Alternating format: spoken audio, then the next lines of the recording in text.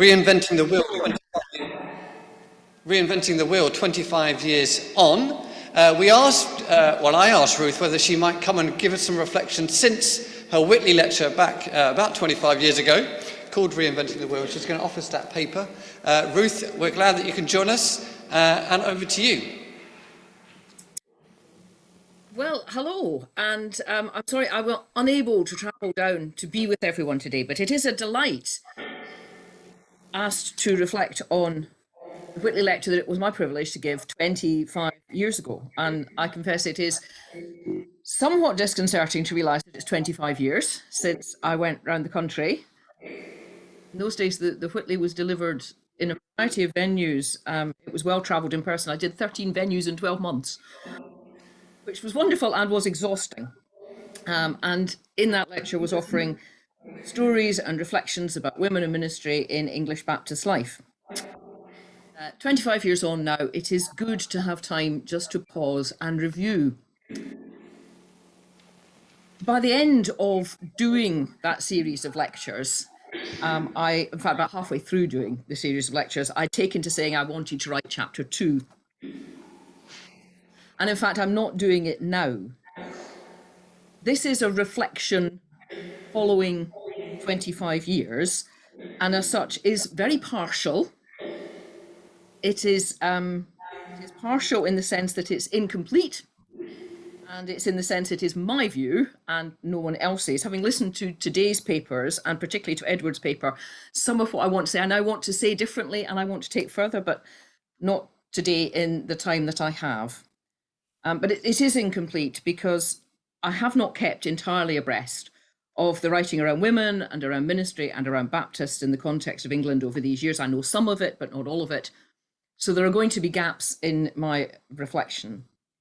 And it's not an impartial reflection because it is mine, and it shows my partiality for positions that I too can still hold and for issues and approaches that matter to me. A quick look round our life together today will show that things have changed considerably in 25 years. I had to adapt the lecture during the year of giving it, since my initial script said that we had no women superintendents. And Dr. Pat Took was appointed superintendent of the metropolitan area of London during the year I was doing the lecture. Now there are at least 13 women working as part of regional teams, in some cases leading the teams. There have been a significant number who've come and gone in the last 25 years. 2 of our colleges have women as co-principals. There are women on the staff of all our colleges. Our board of trustees has been chaired by a woman. The council has twice had women as chairs. Our general secretary is a woman. The visibility of women and their place in roles that are recognised beyond the local church has increased significantly. We've had several women as presidents of the union, not least Kate Coleman, the first woman of colour to fill that role. The number of women in ministry has also increased significantly. It's always been tough to get the figures of women who are ministers, but at the moment it appears to be about 1/5 of our ministers. Somebody may be able to give me a more secure number than that, but I found it hard to get that. But there's considerably higher proportion than it was 25 years ago. The recent start of Project Violet is just the most recent in a whole series of places and contexts in which women's ministry, the experience of it, the strains and the delights of it, the questions around it, are being considered and investigated. The existence of a number of Facebook groups, or a group on Facebook of women ministers, which started out of a gathering in 2018, now has 320 members, and clearly that is not all the women in ministry. And the range of women has broadened too. We now cover the whole breadth of the theological spectrum and of ministry styles. We serve in a wide variety of contexts, from small to large churches, as individual ministers, as parts of teams, as team leaders, as chaplains, as pioneers, as tutors. I don't think there is a category of ministry in which women are not serving. There are 2 women in pastoral charge in Scotland, and notable from my point of view, since when Reinventing the Wheel was written, my home union didn't have a context to discuss that issue. So in 25 years, things have changed significantly. That, of course, is not to say that all is for the best in the best of all possible worlds. There are still no-go areas geographically and theologically. There are still disproportionate numbers of women in smaller, in part-time, in slightly odd ministries, though now, as when I first wrote, I want to remember that that may be by choice and is not automatically to be taken as a problem to be solved. Research done by Gemma Dunning around issues of pay and conditions suggests there is a gender pay gap. And it's also the case that there can be a perception that women do not settle as easily as men. And it will be very interesting to see what difference the new settlement procedures makes to both this in truth and in perception. In fact, one of the things that reflecting on Reinventing the Wheel has raised for me is the capacity of Baptists, and I suspect we're not alone in this, to recycle. Long before it became fashionable, we took recycling very seriously. And if you need proof of this, I suggest you visit the reading room of the website of Project Violet. There you will find some fascinating articles and reviews and reflections connected to the history and the contemporary experience of being a woman in ministry. You'll read there an article from Violet Hedger, the first woman to train in one of our colleges for ministry, for whom the project is named. In 1941, she wrote this. This is one paragraph of her reflection on her experiences. A vicar who was ready to come to my anniversary tea, but would not come to the service beforehand, excused himself by saying he was not sure Paul would have been there if he'd been invited. Or, as so often happens in a Portsmouth church after a service and a long time answering those who were asking about the way of life, a youth demanded pugnaciously, "What right had I to preach?" "O Paul, Paul, what prejudices are laid to thy charge. Often I hear murmurings that women cannot do things properly, even if they've never had the chance of trying. We are so made that we fear the strange. And this is especially true of religious practices when they are different from the usual custom. It is easy to overlook the fact that there are greater differences between the ministries of different types of men than between my ministry and that of some of my brethren."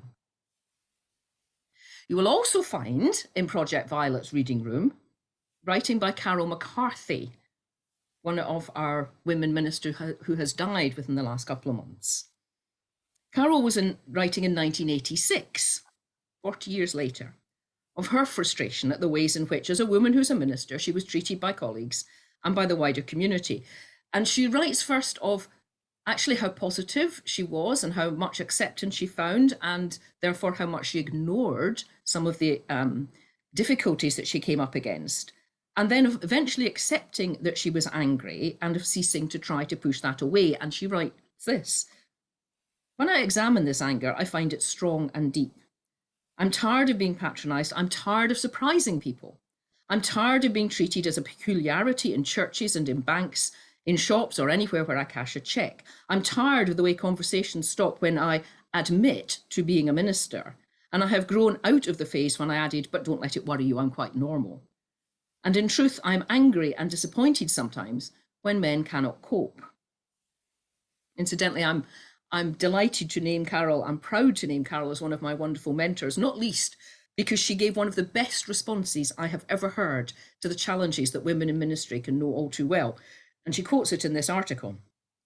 "I don't believe in women ministers, said a stranger once, facing me squarely and too close.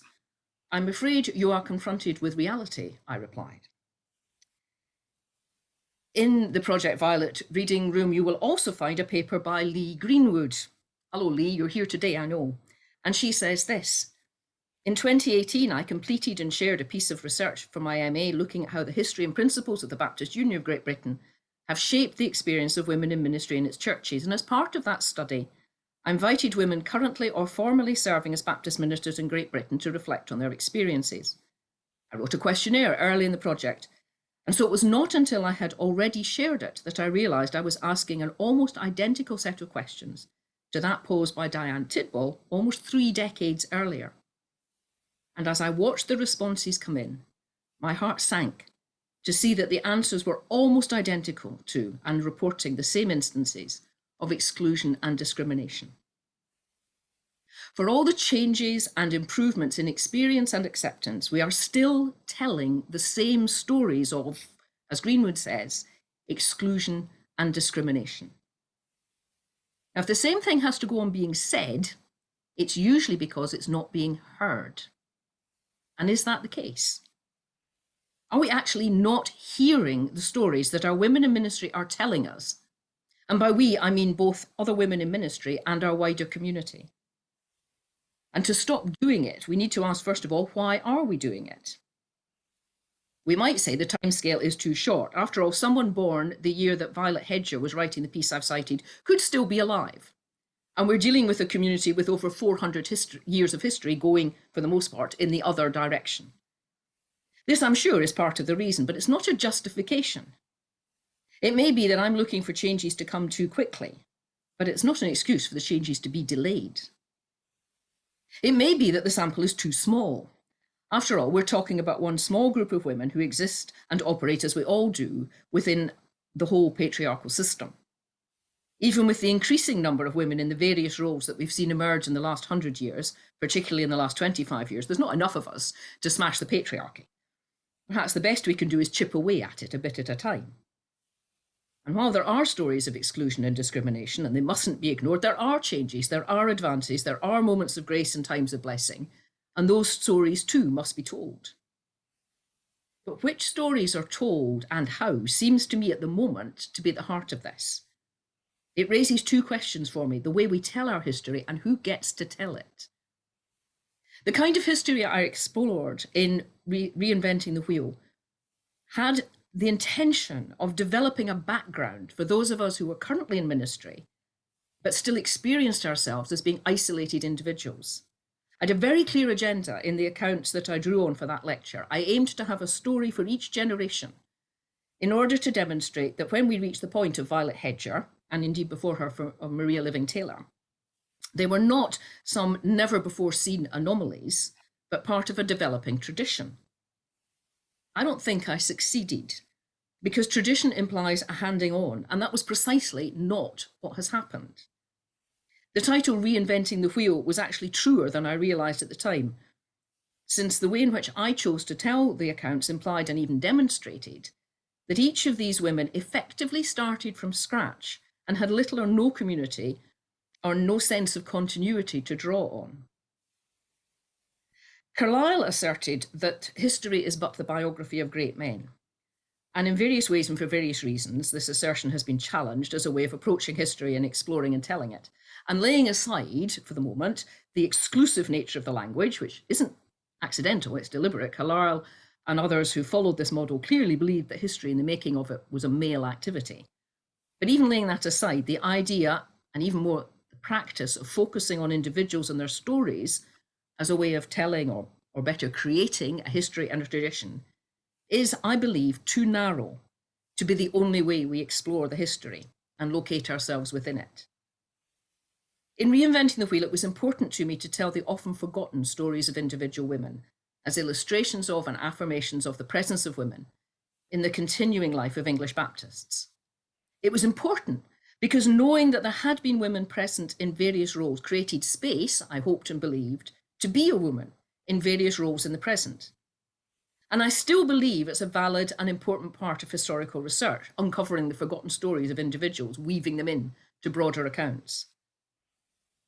I want to suggest this is not the only, and more significantly, it's not a sufficient way of doing the history. One of the dangers of Carlyle's great man theory of history is that it identifies one way of being a great man and offers that as an aspirational model. And one of the encouraging things I've noticed over the last 25 years is the variety of women coming into ministry, theologically, socially, in terms of what we do and of how we do it. One of the things I argued in Reinventing the Wheel was that by challenging a particular model of ministry, i.e. that it is male, women, simply by being there, offered a gift of variety that was liberating for men as well. I'm even more convinced of this, and I long to see it reflected in the tradition that we uncover and then inhabit. One of the reasons, however, why I did do it the way I did was to try and recover some of the lost stories and the lost voices. And it's to the matter of voices and the right to be heard that I want to turn. The stories that I attempted to tell in Reinventing the Wheel had either barely been told, or were only told in passing, rather than, as it were, taking centre stage. And in asking why such stories get hidden, one is tempted to answer that it is because the voices represented in the stories are female. And here is where what Ed was saying earlier on today makes me want to go back and rewrite this bit of the paper, because I want to take his argument in and therefore go further. He gave me all sorts of new things to think about. It's not that their stories weren't known, it's that they weren't heard. And that comes back to our recycling. It's not that women are not and have not been telling the stories of exclusion and discrimination and pain. And it's not that we've only been telling them to one another, which I think may have been the case in a previous generation. It's not even that the stories are being denied. And yet they go on being repeated because the discrimination and exclusion goes on happening. And there are surely three possible conclusions here. One, that this is part of the brokenness of society and it's beyond the power of anybody or any institution or any community to change it. Or two, that there could be changes, but that those who could help enable those changes are not willing to do so. Or three, and this is related really, that these stories are unimportant. And this, I think, relates to whose voices carry weight. One of the responses to the Me Too movement has been, if this was going on, why did you not say something? And the answer to all that, to that all too often, is I did, and nobody listened. And of course, as we know, #ChurchToo has been part of this movement, because abuse has happened among us. In a Mennonite Quarterly Review essay in 2015 called Defanging the Beast, Rachel Walter-Goosen explored the Mennonite responses to John Howard Yoder's sexual abuse of his students. And it's a terrific essay. And part of her exploration is into the way in which Yoder was rehabilitated, or his behaviour was excused, or the issues were downplayed in the context of the wide and the deep contribution that he made to the theology of the 20th century. And she speaks of the way in which there has been widespread and to some extent effective attempts to influence the representation of his abuses in the press and the electronic media. And she says this, consequently, this narrative about Yoder and the women he targeted illuminates contested interpretations by claimants with stakes in Mennonite identity and theology. But as long as Yoder remains the key actor in this story, the perspectives of the women who challenged his sexual violence and identified its detrimental costs are sidelined. The women's stories are not being heard because the man, and even more significantly, the institution which values and depends on the man, is more important. Could it be that something like that is happening with the stories that we need to keep telling? Could it be that the voices of the women who are telling the stories of exclusion and discrimination are less important, less valued, less listened to than the voice, not of an individual man, but of the patriarchal system expressed in our culture and in our churches? Just as my best intentioned attempts to uncover a tradition within which I and other women could place ourselves as we explored what it is to minister amongst Baptists actually reflected a patriarchal historiography, so the silencing pool into which the stones of the stories of pain and damage and oppression that women tell fall is the expression of a patriarchal system's way of maintaining a status quo. One of the truths uncovered in the Me Too movement is that in any discussion of sexual assault, there is a question of the nature of evidence and proof. There has to be a decision about what to do in the absence of evidence-based certainty, and how to listen to and assess the stories that the women are telling. And historically and in our legal system, we haven't been very good at that. And we've been even less good at changing behaviour and assumption and even convictions on the basis of stories. There's always been but there's only your word for it, or how can this be proved, or it's too easy to damage somebody with an unsubstantiated claim. And yes, it is, and I get that. But at the base of it, the experiences that the stories that women tell of what happens to them are told over and over many years, and over several generations, which is an indication that they're not being heard. And I suggest that the same thing is true, and indeed is on a continuum, when it comes to that is women in ministry, our stories of discrimination and exclusion and pain. The only evidence is the stories of the women. And they're not being taken seriously. They're often not given the weight precisely because of the voices telling them. And for the church, I suggest, that is a very weird place to be. After all, it is the stories of the women that are the basis of believing in the Gospels. And this is where I want to carry on the conversation with Ed. In Luke 24, we read, "Some women of our group astounded us. They were at the tomb early this morning, and they did not find his body there, and came back and told us that they had seen a vision." And in John 21, Jesus said to her, "Do not hold on to me, because I have not yet ascended to the Father. Go to my brothers and say to them, I'm ascending to my Father and your Father, to my God and your God." And Mary went and announced to the disciples, "I have seen the Lord." And she told them that he had said these things to her.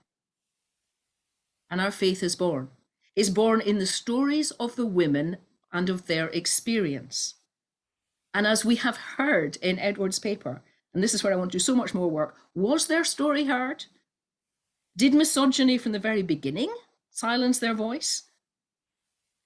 Things have changed among us for and as women in ministry, and I'm delighted to reflect on that and to celebrate it.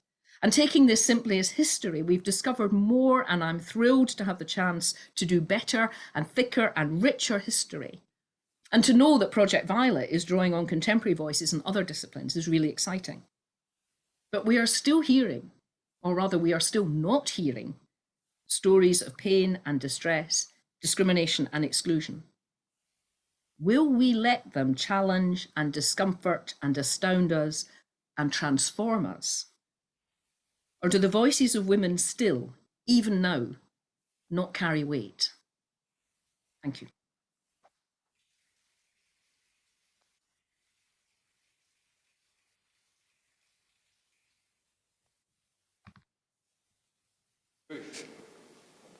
I wonder if there are any questions for Ruth on the chat or here in person.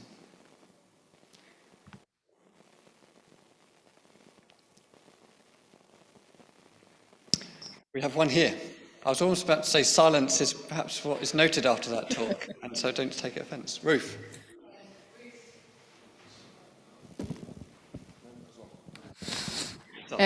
Ruth Gouldbourne, it's Ruth Moriarty asking the question hello through the screen. I was the editor of a document called Becoming a Mother in Ministry.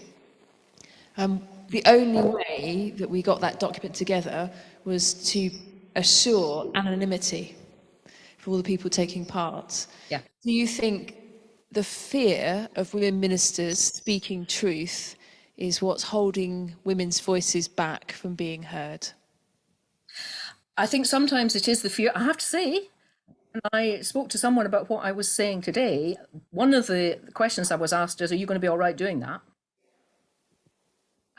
So yes, there is my answer is, what can anybody do to me? Yes, I think there is a fear. I think there's also a sense of frustration. I mean, in what you're talking about, Ruth, yes, I imagine there probably is fear, because if somebody gets known as, if you're already odd as a woman in ministry, but you get known as being a noisy one, an angry one, or what have you, settlement can be really tough. Broader than that, one of the reasons why, in some ways, the stories we just get frustrated because nobody's listening. We've said it, and nobody's listening. So I think there's both of those is there.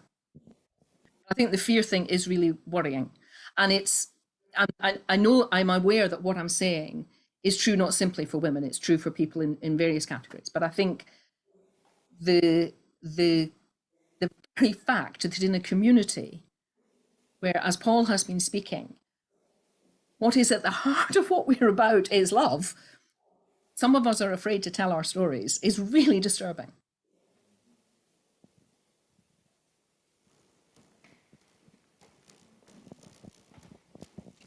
We've got a comment from Martin Hobjon on the chat. saying this issue of whether the voices are there or whether they are considered as important applies to disabled people. This is clear in a society dominated by non-disabled people who largely see disabled people as passive and silent. The stories of disabled people's experience have not been taken seriously. So, issues around intersectionality. And I think when I use the term patriarchal culture, what I'm talking about is a dominant culture of normativity. And if you are not part of that, how do you get heard? We've got So it another applies to issues of colour and race, it applies to issues of gender, it applies to issues of ability, it applies to issues of gender orientation, sexuality. Yeah. Thank you. We've got another question here in the room.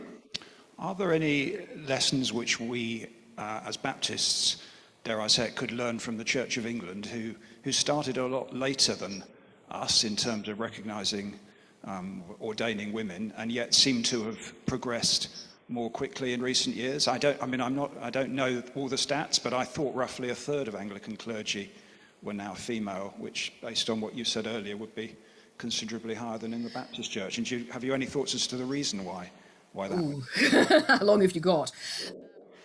I think there are some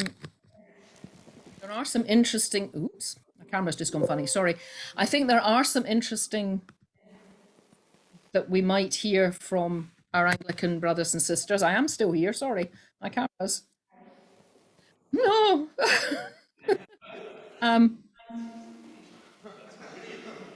Right, here I am again. It's fine. I think there are some interesting things that we can hear from our Anglican colleagues, but I would also say, when I compare the stories of exclusion and discrimination and pain, I hear worse things from amongst some of the Anglican women. So it's not all greener grass on the other side. Bigger community, actually more extreme views, I think, and the existence of the flying bishop system and the dual integrity system as institutionalized separation that we are still struggling not to institutionalize. I know there are no-go areas for women in ministry, but we have a method of perhaps challenging that actually the Anglicans have a dual integrity system, and that can be very painful. We've got another one. We've got another question from the chat, and then we've got one more in the room, and then we'll have to call it there. So, from Simon, from the chat. Sure, yeah. It's a question from Jane Day, but it relates to something another commenter has said as well. So, hi Ruth, Jane Day here. Thanks for mentioning Project Violet. Do you have any views on how we move to action from stories being told to bring about change in the church or institution? And it ties in with a comment from another commentator talking about being too soft on churches that won't affirm women in ministry. I have no immediate calls to action. At the moment, I want the stories to be heard and somewhere to get them out. But I think I think one of the things that Project Violet is offering us is the possibility of developing forms of action, because we're drawing that's drawing in it's drawing on so many different disciplines. It's part of a whole process where the profile of this issue is getting raised, and it could be a tipping point. I hope. I'm excited about what might happen there. And a question from Ali Bolton in the room. Hi, thank you, Ruth. That was fabulous. Really appreciated that. I'm just interested in picking up on the question about our Anglican sisters, and I wonder whether there's data coming out of the Anglican Church or indeed the Baptist Church, but I think it maybe is more significant there, about not just about how many people are ordained, how many women are ordained, but how many are actually in ministry, stipendiary ministry for which they are paid, because I think it can really skew the figures if we just talk about who's been ordained, if most of the women who are ordained are not then in some kind of stipendiary kind of role. And I think that's one of the reasons why it's very tough to get numbers of women, to get the numbers, because it's tough to get numbers of how many ministers there are amongst Baptists because of the different kinds of roles. I think it is important to recognise that there could be absolutely valid reasons for women choosing not to go in what are recognised as straightforward stipendiary ministerial roles, and I'm aware that I've had a tendency to problematize that, say, well, this is really bad, women are not getting to do these jobs. Actually, sometimes women are not called to do these jobs, they're called to these slightly different jobs. But I think you're right, Ali. I think how we define ministry is one of the issues here, and the question that we need to be asking and exploring. And I think the issues of pain and discrimination and exclusion cut right across. That they're there, and they can be magnified and intensified when there isn't, as it were, the protection of institutional recognition. Okay. Thank you, Ruth, for reflecting 25 years on. We appreciate that. We're going to take a break. We're running a little bit behind schedule because those of us in the room came late from lunch, so it's our fault. We're going to come back at 10:02. So if you're online and you want to take a break, we'll be back 10:02, so that's 15 minutes from now. Can I just say, if there's anybody in the room who's logging on using their phone to see the chat, we're getting some feedback issues. It could be somebody has just got their speaker on very low.